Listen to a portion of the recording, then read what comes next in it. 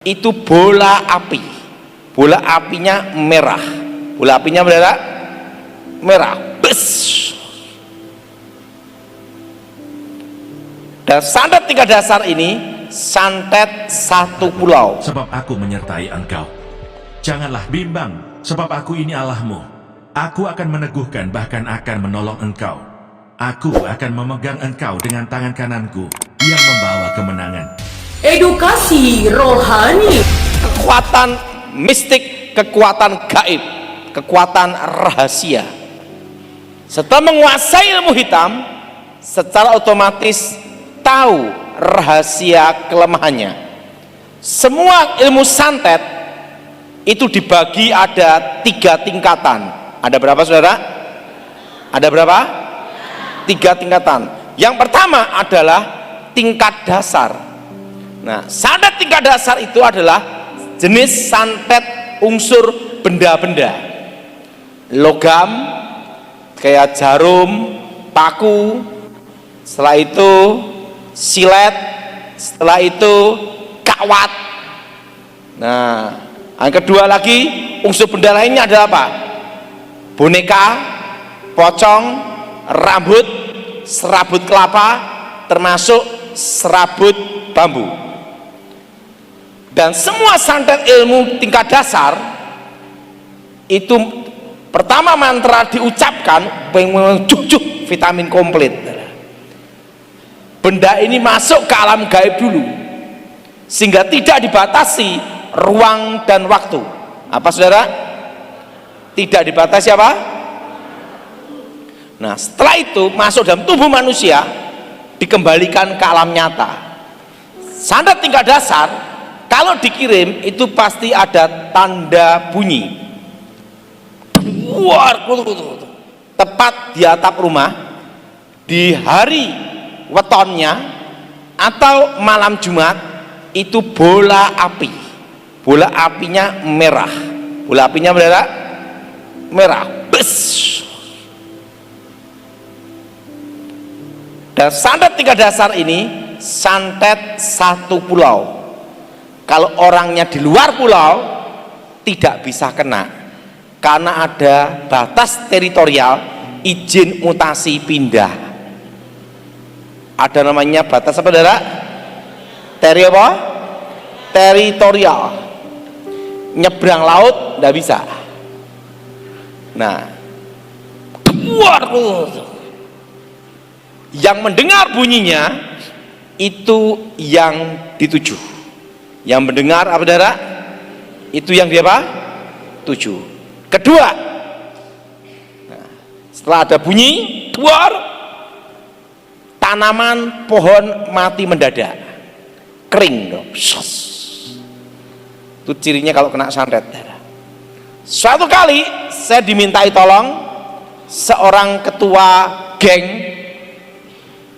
di Jakarta. Terjadi namanya kasus bentrokan antar geng. Ada korban yang sampai mati. Nah, keluarga korban tidak terima. Ketua geng ini disantet.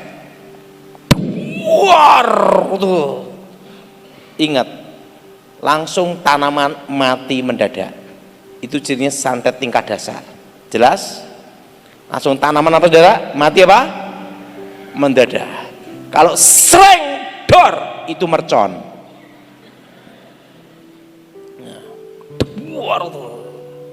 Nah, orangnya gemuk, tinggi, gemuk, lebih tinggi dari saya, gemuk besar, berarti 1 kintal lebih. Waktu itu saya doain. Nah, kenapa? Karena kasus itu ditangani berapa pendeta kesulitan. Saya dipanggil, oh ini santetnya. Saya doain pengusiran setan, setannya keluar, dia roboh, saya ikut roboh. Kenapa? Keberatan. Kalau mulai gemuk jadi gini. Setannya keluar, dia roboh, saya di belakang ini ikut roboh juga. Nah, setan kuat sembuh. Nah, santet tingkat dasar ini punya kelemahan. Pada waktu bunyi dor, tidur di lantai, tapi bukan lantai atas loh, lantai bawah, tanah. Lolos. Di bumi ini ada namanya medan magnet, gaya gravitasi, sehingga kalau orang ini waktu bunyi dor tidur di lantai lolos, tapi kena masuk angin dor. Kenapa? Setengah meter dari tanah. Berapa saudara? Oh, tidur di lantai gini lolos, tapi bukan lantai atas loh, harus di bawah tanah, tegel tanah. Nah, buar. Kedua, pohon-pohon langsung apa? Mati mendadak. Itu punya santet. Ketiga, nah, langsung ada pembengkakan. Pembengkakannya di mana? Misalnya kena perut, des, perut langsung bengkak. Nah, kena kaki, nah, bengkak. Kena tangan, bengkak. Dan kalau kena bagian kepala, itu biasanya itu kawat yang dimasukin, darah. Itu sakitnya 5 kali sampai migrain, darah. Sakit sekali, darah. Mau pecah kepala, darah. Karena kawat, darah. Nah, ketiga, kalau di rongsen, itu di rongsen akan kelihatan namanya benda-benda aneh, logam, kawat, paku, jarum. Dan itu kalau dikeluarkan lewat kedokteran, dioperasi misalnya paku, keluar besok tumbuh lagi. Kalau itu adalah kawat, kawatnya diambil, tumbuh lagi, darah. Jelas? Jelas? Jadi kalau kawat diambil, kawatnya tumbuh lurus. Nah, di rongsen dokter akan kelihatan benda-benda aneh, kayak seperti apa, paku, jarum, itu kelihatan. Orang kalau pasang susuk di rongsen kelihatan, susuk emasnya, berliannya itu kelihatan. Orang kena santet, kalau kena bagian perutnya di rongsen kelihatan. Kalau kena bagian kaki, di rongsen kakinya ada kawatnya, ada jarumnya, ada pakunya, itu kelihatan. Jelas?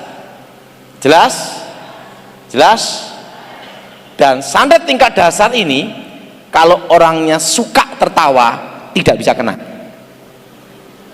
Hati yang gembira adalah nah, tapi jangan ketawa sendiri. Jadi hati yang gembira dan keluarga harmonis tidak bisa kena. Karena ada namanya kekuatan cinta. Ada apa saudara? Ada kekuatan apa? Itu benteng takdir yang tidak bisa ditembus. Nah, jadi di rongsen dokter kelihatan. Nah, keempat, sering mimpi ketemu orang-orang yang sudah mati. Kelima, kalau dicek darah tidak ada penyakitnya. Kalau orang kena lever itu ada namanya SGT, SGPT, SGOT. Tapi kalau orang kena santet, dicek darah normal semua. Itu santet. Tapi begitu di rongsen kelihatan logam-logamnya, benda-bendanya. Itu tingkat dasar. Nah, kalau ada orang yang kena jenis santet ini, kalau untuk orang yang bukan Kristen, karena sebetulnya saya nangani Islam, Hindu, Buddha, saya tangani semua ada cara untuk menolongnya. Kelemahan ilmu santet tingkat dasar adalah dilawan tanpa dendam. Dilawan tanpa apa? Tanpa dendam. Karena kekuatan ilmu santet tingkat dasar, semakin dendam semakin kuat kekuatan santetnya. Karena santet itu kuat atau tidaknya ilmu itu berfungsi tergantung pengirimnya itu, pasien yang order itu dendamnya kuat enggak. Tidak bisa nyantet orang tidak ada dendam, aku iseng-iseng mau nyantet, enggak bisa. Itu tergantung dendamnya. Dendam, akar pahit, kecewa, dendam sekali. Minta tolong ke dukun untuk nyantet, baca mantranya jadi. Nah, kelemahannya adalah kalau yang kena itu santet itu mengampuni orang yang nyantet. Ingat, api lawannya adalah air. Apa saudara? Api lawannya apa? Api lawannya apa?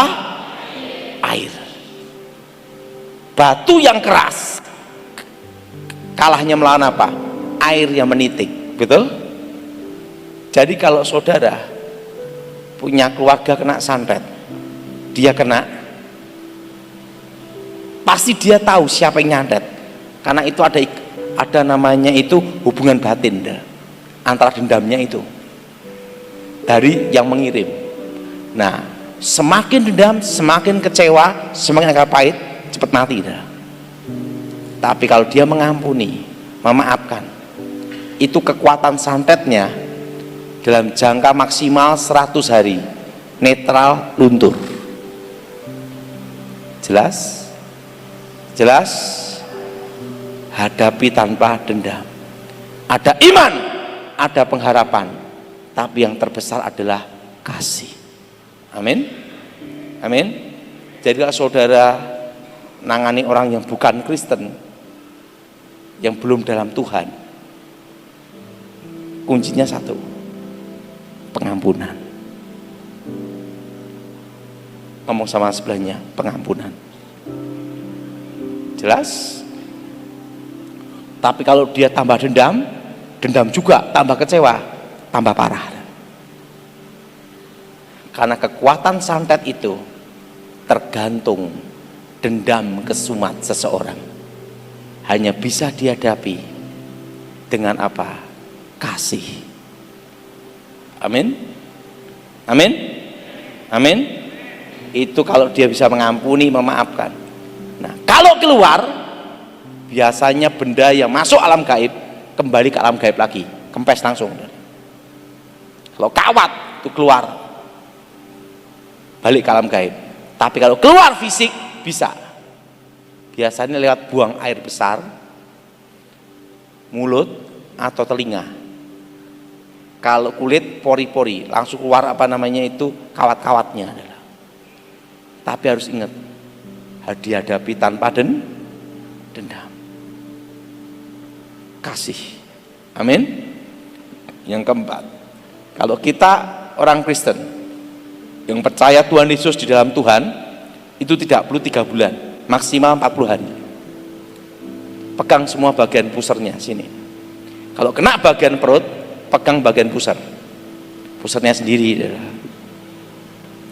Indonesia semua, darah Yesus hancurkan segala kutuk, darah Yesus hancurkan segala mantra, darah Yesus hancurkan jimat, darah Yesus bebaskan, demi nama Yesus roh-roh jahat keluar.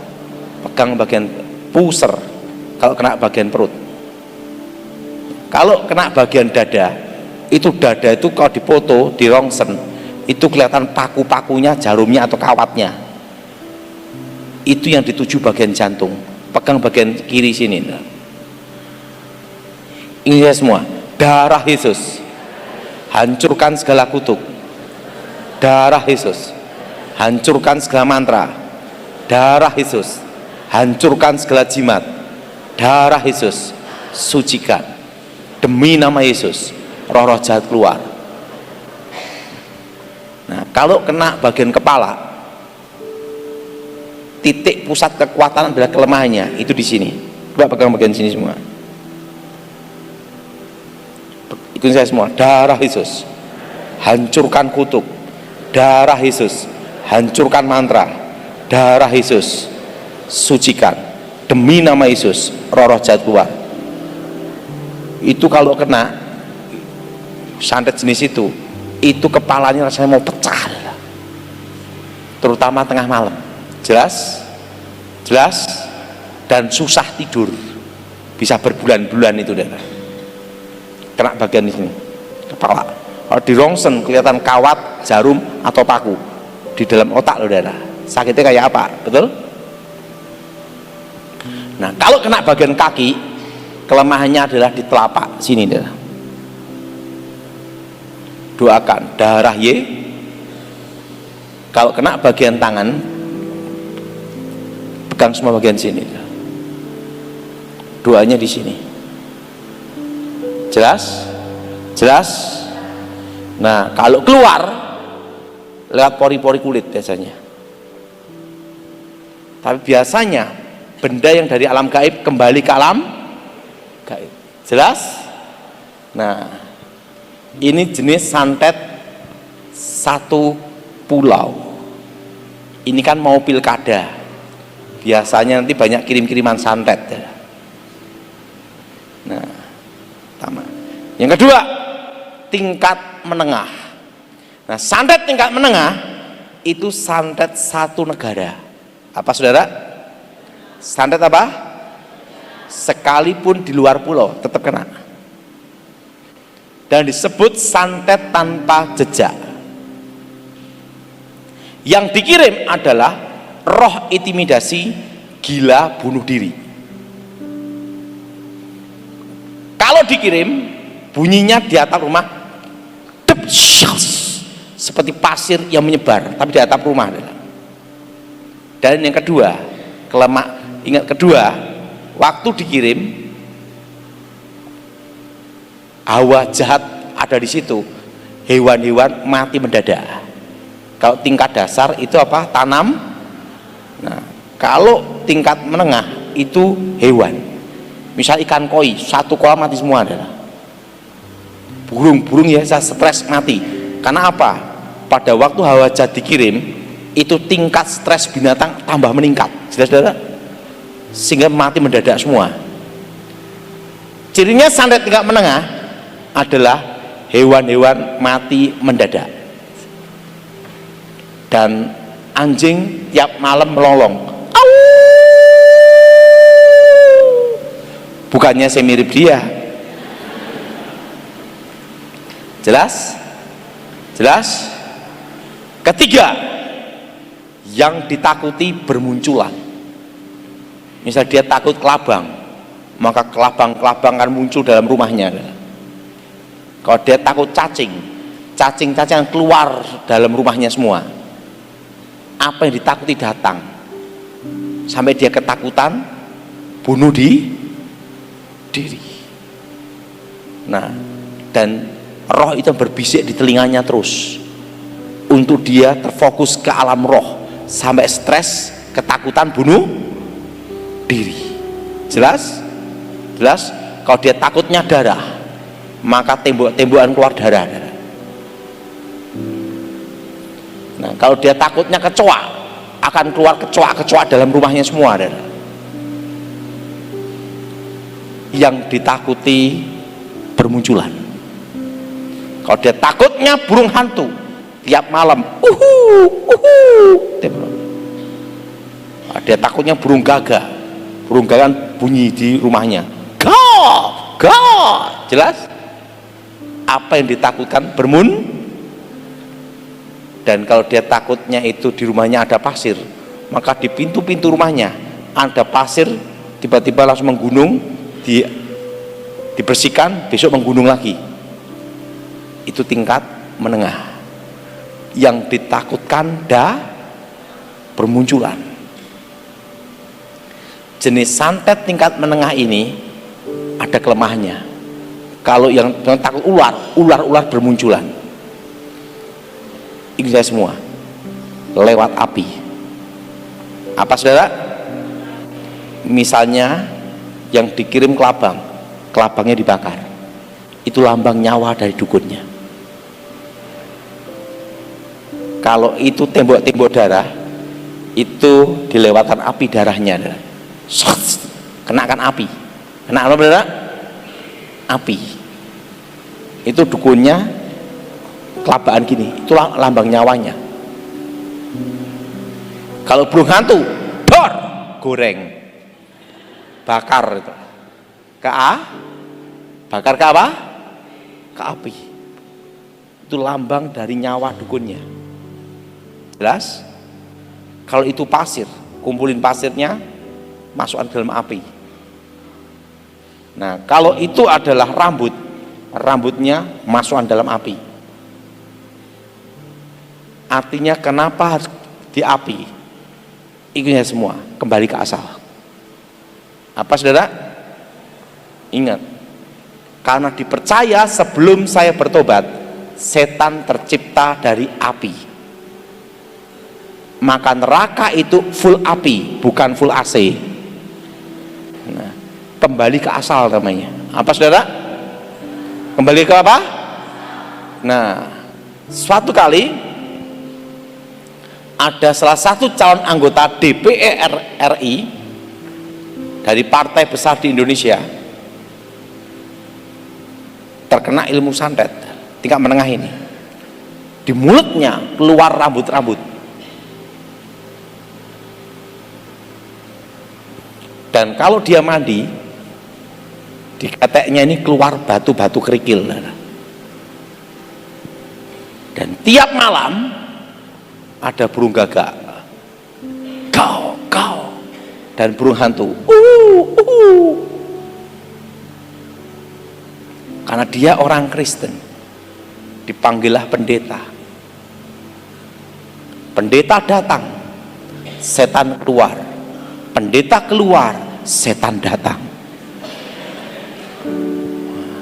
Ingat, tingkat menengah itu yang dikirim adalah apa yang ditakuti. Jelas?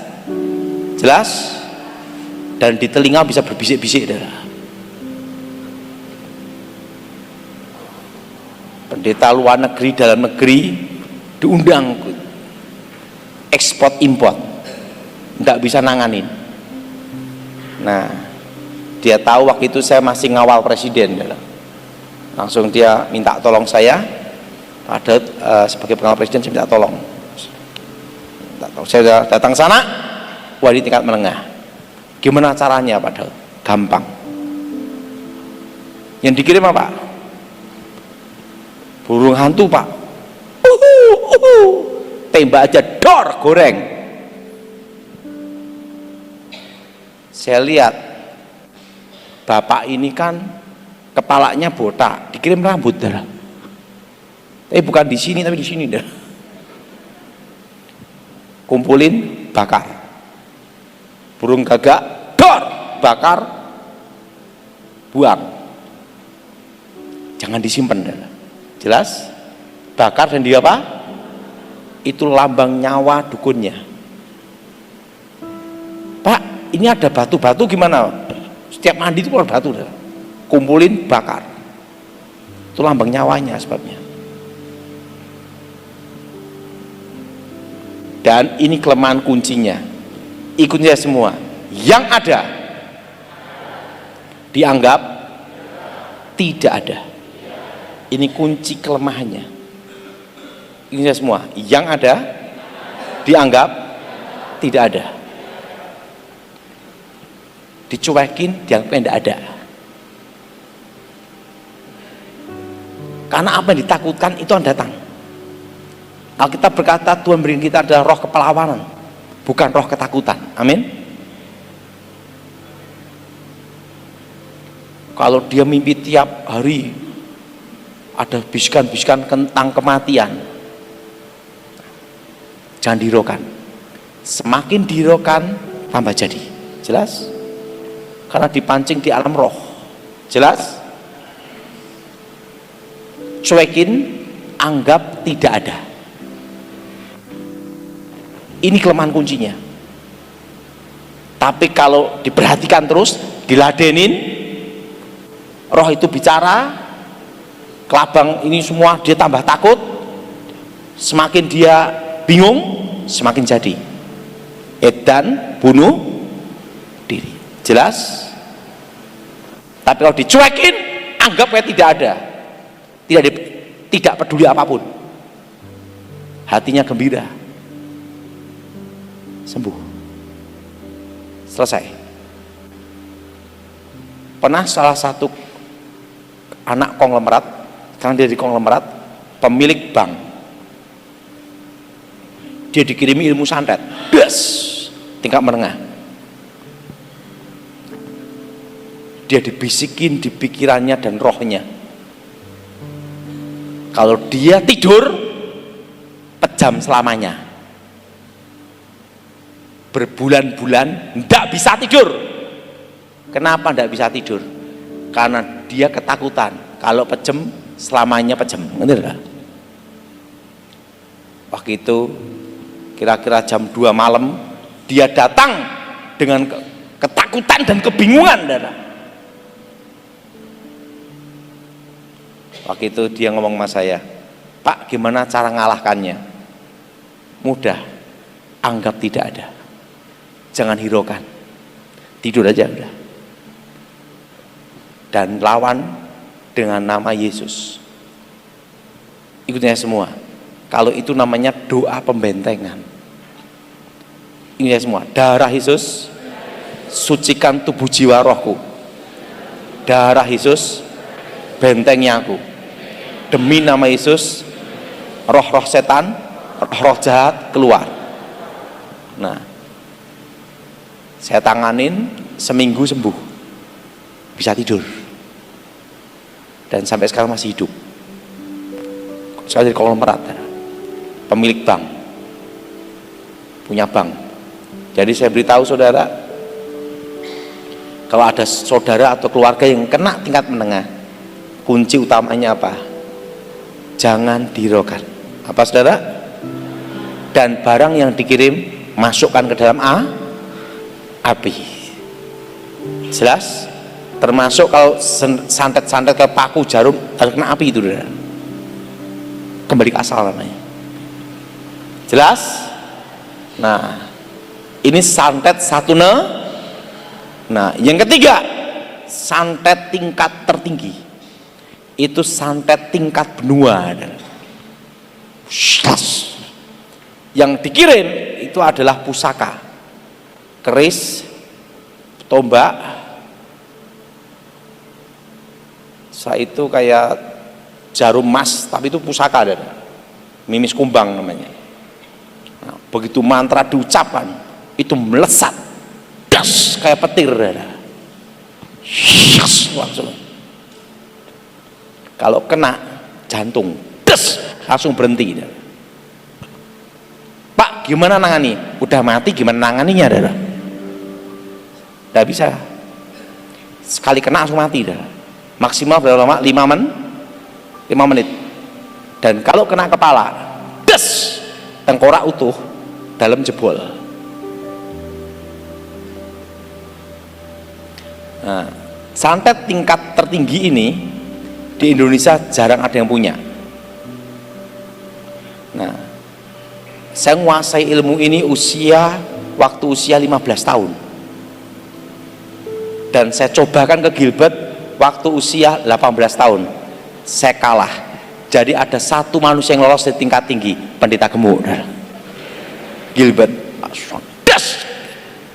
Saya kalah. Akhirnya saya bertobat.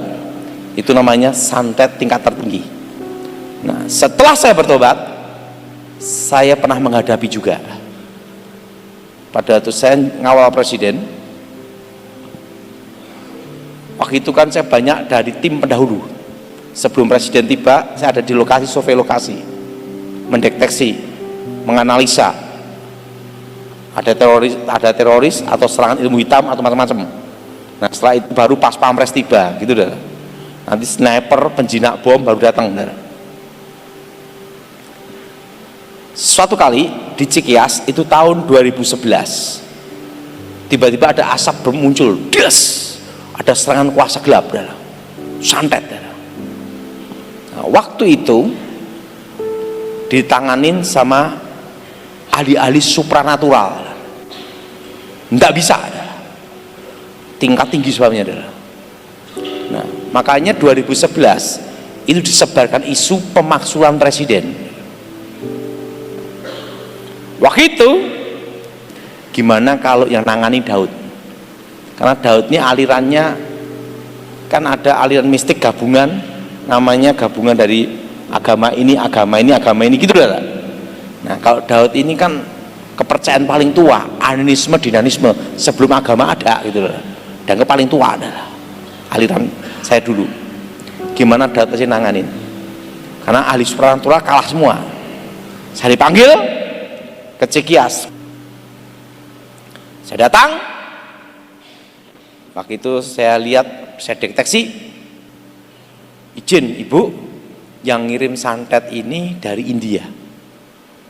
Ciri orangnya seperti ini, namanya ini Sai Baba. Nah, waktu itu saya ke tempatnya sama ibu didampingi 2 ajudan, Parman sama Kus. Dan 2 ajudan ini sampai sekarang masih hidup. Itu saksi hidup adalah. Langsung ya, oposisi lawan sekarang ada di India. Langsung ngomong gini, Daud, kamu bisa kalahkan enggak?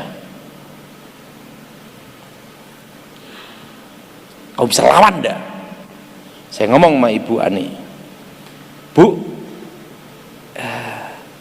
saya sudah bertobat, tidak praktek ilmu santet, ilmunya juga hilang.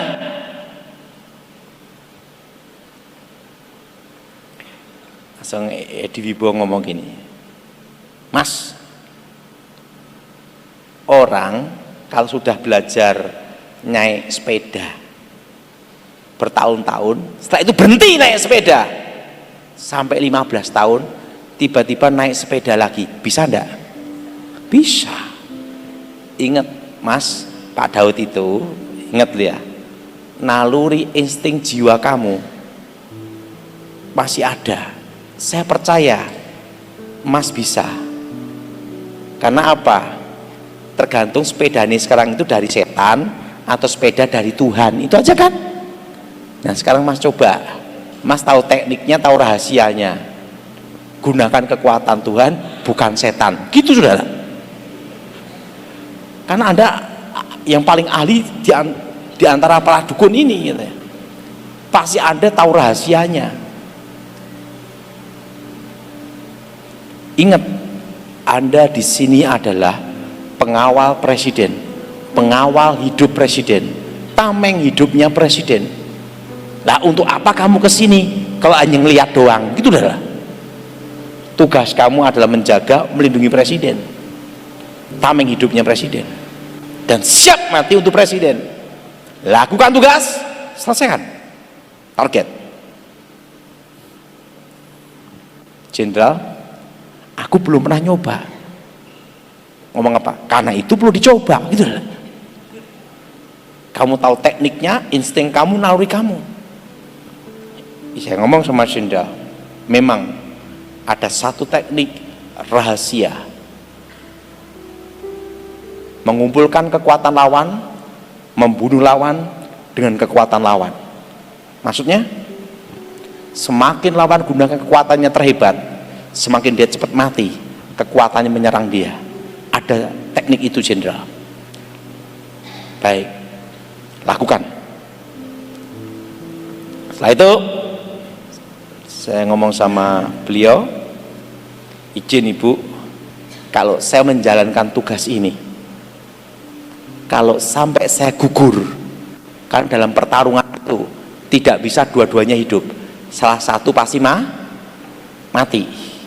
Pertarungan, saya minta izin Ibu untuk menyekolahkan anak saya kuliah sampai selesai. Itu tanggung jawab Ibu dan keluarga Ibu. Langsung beliau ngomong gini, baik, lebih dari itu saya lakukan, karena kamu berjuang untuk negara. Ingat, kalau sampai terjadi sesuatu dengan presiden, siapa yang bertanggung jawab? Kamu pengawal presiden. Ya baik Ibu, saya izinkan dulu saya pulang untuk ke keluarga dulu sebelum menjalankan tugas ini. Langsung saya lihat istri saya, dalam hati saya, apakah mungkin ini yang terakhir kalinya ninggalin dia jadi candaan, itu dah. Nah, saya lihat anak saya, karena apa? Menghadapi yang ilmunya setara itu beda, saudara, imbang semuanya. Langsung Kolonel Adub Rakib Sergal jemput saya, Kopassus. Udah Mas, udah berangkat, udah kita lakukan tugas. Langsung ke Jakarta. Saya di Pondok Indah untuk mempersiapkan pertarungan sebenarnya. Nah, saya di Pondok Indah Pertama dikirim ular-ular dulu, ular kobra, berdatangan. Nah, tapi saya tidak balikkan dulu, karena saya menunggu kekuatan lawan sampai puncak, membunuh lawan dengan kekuatan apa? Lawan. Wah, saya doa, darah Yesus sucikan, darah Yesus bentengi, demi nama Yesus roh-roh jahat keluar, ular keluar, kobra dulu. Saya minta beliau waktu 3 bulan untuk menyelesaikan misi itu. Kedua, ada dewa, ininya ada ular kobra, trisula, lempar, beng, kena bagian kaki, das, wah, sampai kaki saya pincang, makanya sampai sekarang kaki saya terasa sakit. Nah, saya doa darah Yesus keluar. Tak tunggu dulu. Yang ketiga, kekuatan puncak, seorang dewi tangannya banyak. Nah, ini yang saya tunggu, mengumpulkan kekuatan lawan, membalikkan kekuatan lawan, membunuh lawan dengan kekuatan pada lawan. Das, teknik rahasia saya gunakan, plek, kunci, des, balikkan. Tapi ingat, bukan kekuatan setan, pakai nama Yesus. Nama apa? Kekuatan Tuhan Yesus. Kalau kan tahu tekniknya aja, des, balikin, kayak petir menyambar, duar, langsung kaca pecah semua, kayak pasir itu, ledakan petirnya itu, des, menuju India, peng, langsung kena saya babat, jantung berhenti.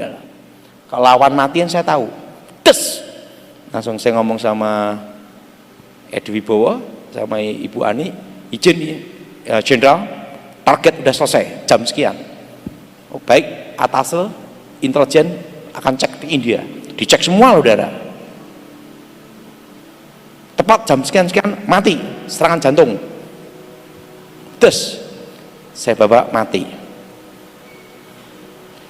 jam, tanggal, hari disamakan, waktu saya ngomong itu beda. Kalau kebetulan itu beda, jelas itu jam, tanggal, waktu, des, tepat. Dia ngomong tepat jamnya, dek, mati, senjata makan tuan. Itu saya langsung balik ke Cikeas. Terusan Edwi ngomong, bayangkan saya baba aja jarak 3 benua aja mati, apalagi dukun-dukun kecil gitu dah. Nah, wah Daud, kamu masih punya ini kekuatan itu kekuatan Tuhan Jenderal. Hanya saya gunakan teknik gitu. Nah, disitulah saya mulai jalankan tugas operasi khusus.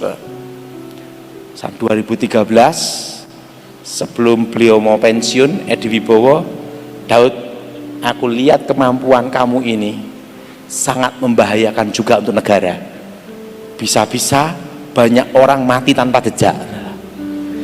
Karena itulah kamu harus disumpah sebelum kamu berhenti menjadi pengawal presiden. Saya disumpah di kediaman Kepala Staf Angkatan Darat, bendera merah putih dan Alkitab. Sumpahnya apa?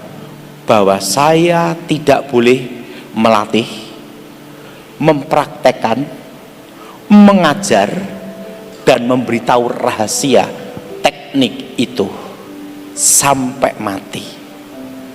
Tidak boleh melatih, mengajar, dan teknik ini terkubur selamanya. Yang terakhir kamu. Setelah saya disumpah, Jenderal ngomong, saya tahu itu ilmu pamungkas kamu. Teknik itu rahasia dan membahayakan untuk negara juga. Jadi tidak boleh melatih, tidak boleh mengajar, tidak boleh mempraktekkan, tidak boleh apa saudara, dan tidak boleh menggunakan, dan tidak boleh membocorkan rahasia itu. Tertutup sampai kamu selamanya. Setelah itu, setelah disumpah 2013, 2014 saya kembali ke keluarga, kembali ke masyarakat. 2015 ada nyelentuk gini, aduh sayang ya Daud bertobat gitu dah. Wah kalau ndak bertobat tinggal daftar nama aja selesai semua gitu dah. Langsung mati, tidak ada jejak semua, tidak perlu pembunuh bayaran gitu dah. Ndak sudah bertobat. Nah jadi teknik itu terkubur dalam hidup saya sampai sekarang. Satu hal, waktu saya sampai saya babak itu, kekuatan apa? Tuhan Yesus. Hanya tekniknya saja yang digunakan, teknik rahasia. Nah itu pengalaman saya menghadapi saya babah. Nah setelah itu saya tidak menghadapi lawan lagi yang seperti dia, tidak ada lagi. Nah ada yang tanya sama saya lagi, Pak, kalau Bapak menghadapi kasus itu lagi gimana? Udah disumpah, Pak, tak serahin ke Bu Nani aja. Karena saya sudah disumpah tidak boleh melakukan, tidak boleh menggunakan, tidak boleh mempraktekkan, tidak boleh mengajar, tidak boleh memberitahu rahasianya. Nah udah terkubur sampai saya aja. Nah saudara, ini setelah pelantikan presiden, masa transisi, kan saya sudah memberitahu tahun depan resesi yang masih ingat dengar pesan saya angkat tangan coba, tinggi-tinggi semua. Ingat, terakhir saya khotbah, saya ngomong nanti emas dalam waktu dekat akan tembus 1,5 juta. Masih ingat? Yang ingat angkat tangan. Dan ingat berapa tahun lagi emas akan naik 2 juta per gramnya. Nanti yang nikah pakai cincin aluminium. Yuk. Jelas? Jelas? Nah, kalau saudara ada berkat, ini saya beritahu, beli tanah. Tapi yang SHM. Kenapa harus SHM?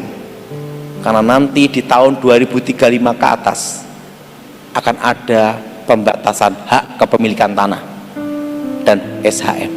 Roma pasal 12. Persembahan yang benar. Karena itu, saudara-saudara, demi kemurahan Allah aku menasihatkan kamu, supaya kamu mempersembahkan tubuhmu sebagai persembahan yang hidup, yang kudus dan yang berkenan kepada Allah. Itu adalah ibadahmu yang sejati. Janganlah kamu menjadi serupa dengan dunia ini, tetapi berubahlah oleh pembaharuan budimu, sehingga kamu dapat membedakan manakah kehendak Allah, apa yang baik, yang berkenan kepada Allah, dan yang sempurna.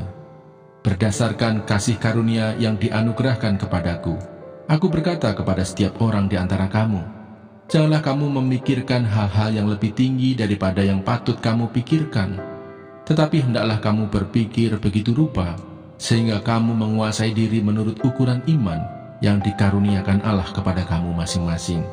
Sebab sama seperti pada satu tubuh, kita mempunyai banyak anggota, tetapi tidak semua anggota itu mempunyai tugas yang sama. Demikian juga kita, walaupun banyak, adalah satu tubuh di dalam Kristus, tetapi kita masing-masing adalah anggota yang seorang terhadap yang lain.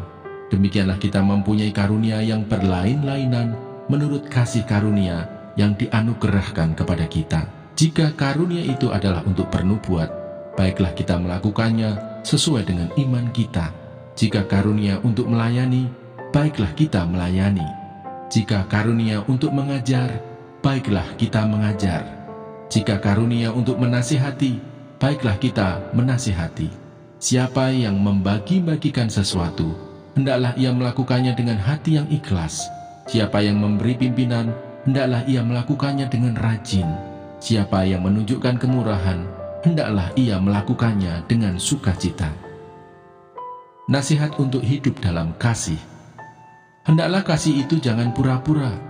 Jauhilah yang jahat dan lakukanlah yang baik.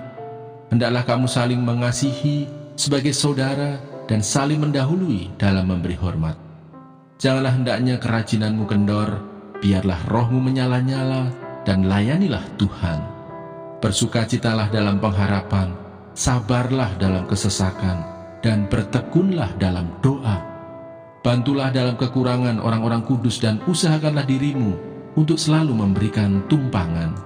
Berkatilah siapa yang menganiaya kamu, berkatilah dan jangan mengutuk. Bersukacitalah dengan orang yang bersukacita dan menangislah dengan orang yang menangis. Hendaklah kamu sehati sepikir dalam hidupmu bersama. Janganlah kamu memikirkan perkara-perkara yang tinggi, tetapi arahkanlah dirimu kepada perkara-perkara yang sederhana. Janganlah menganggap dirimu pandai, janganlah membalas kejahatan dengan kejahatan. Lakukanlah apa yang baik bagi semua orang. Sedapat-dapatnya, kalau hal itu bergantung padamu, hiduplah dalam perdamaian dengan semua orang. Saudara-saudara yang kekasih, janganlah kamu sendiri menuntut pembalasan, tetapi berilah tempat kepada murka Allah. Sebab ada tertulis, pembalasan itu adalah hakku. Akulah yang akan menuntut pembalasan, firman Tuhan. Tetapi jika seterumu lapar, berilah dia makan.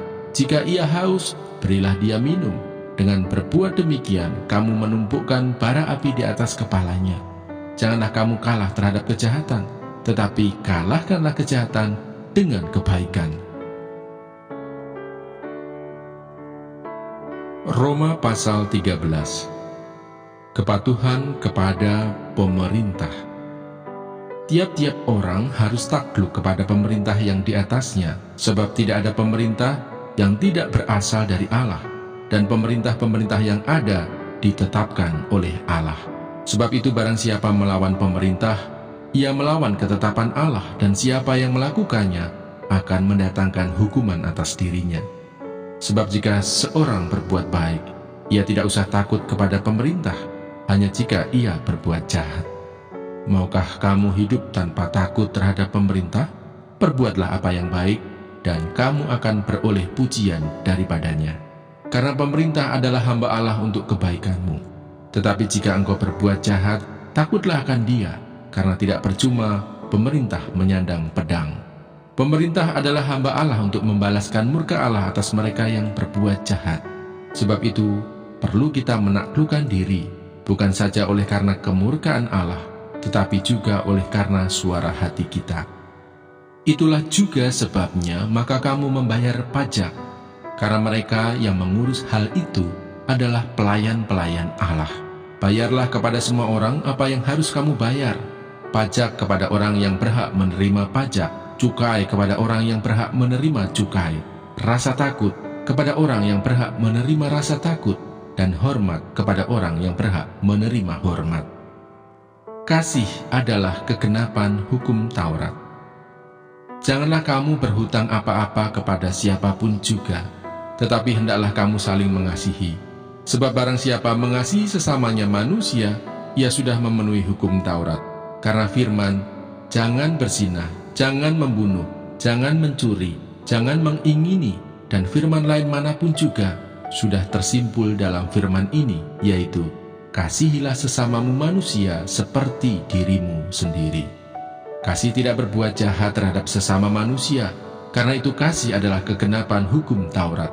Hal ini harus kamu lakukan, karena kamu mengetahui keadaan waktu sekarang, yaitu bahwa saatnya telah tiba bagi kamu untuk bangun dari tidur. Sebab sekarang, keselamatan sudah lebih dekat bagi kita daripada waktu kita menjadi percaya.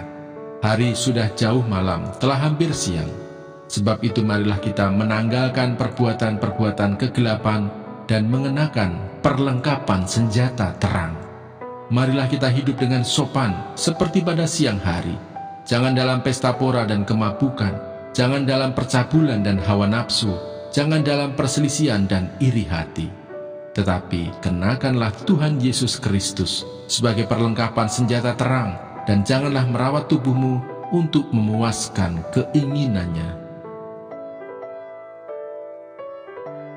Roma pasal 14. Jangan menghakimi saudaramu. Terimalah orang yang lemah imannya tanpa mempercakapkan pendapatnya, yang seorang yakin bahwa ia boleh makan segala jenis makanan, tetapi orang yang lemah imannya hanya makan sayur-sayuran saja. Siapa yang makan, janganlah menghina orang yang tidak makan, dan siapa yang tidak makan, janganlah menghakimi orang yang makan, sebab Allah telah menerima orang itu. Siapakah kamu sehingga kamu menghakimi hamba orang lain? Entahkah ia berdiri, entahkah ia jatuh, itu adalah urusan tuannya sendiri. Tetapi ia akan tetap berdiri, karena Tuhan berkuasa menjaga dia terus berdiri. Yang seorang menganggap hari yang satu lebih penting daripada hari yang lain, tetapi yang lain menganggap semua hari sama saja. Hendaklah setiap orang benar-benar yakin dalam hatinya sendiri. Siapa yang berpegang pada suatu hari yang tertentu, ia melakukannya untuk Tuhan. Dan siapa makan, ia melakukannya untuk Tuhan, sebab ia mengucap syukur kepada Allah. Dan siapa tidak makan, ia melakukannya untuk Tuhan, dan ia juga mengucap syukur kepada Allah. Sebab tidak ada seorang pun di antara kita yang hidup untuk dirinya sendiri, dan tidak ada seorang pun yang mati untuk dirinya sendiri. Sebab jika kita hidup untuk Tuhan, dan jika kita mati untuk Tuhan. Jadi baik hidup atau mati, kita adalah milik Tuhan. Sebab untuk itulah Kristus telah mati dan hidup kembali, supaya ia menjadi Tuhan, baik atas orang-orang mati maupun atas orang-orang hidup. Tetapi engkau, mengapakah engkau menghakimi saudaramu? Atau mengapakah engkau menghina saudaramu? Sebab kita semua harus menghadap tahta pengadilan Allah.